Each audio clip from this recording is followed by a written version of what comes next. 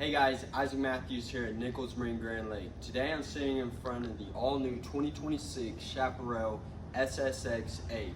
This boat is powered by a 8.2 Mercury Merc Cruiser with a V8 big block. Follow me and let's walk through the boat.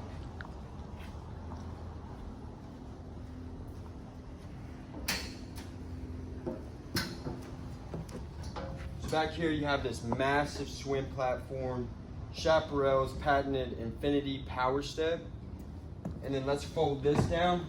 It turns into a big lounger and really turns the aft part of the boat into a big oasis. As we move into the cockpit area of the boat, you have the new HTX hardtop, folds up and down at the press of a button. Blue LED lights, you have blue LED lights all throughout the boat. Wireless charging, keep your phone out of the sun. Snap-in SeaDek all throughout the boat. As we move here to the helm, you have dual captain bolster seating, big Simrad screen for all your gauges, Linko trim tabs, and then here you have your head compartment.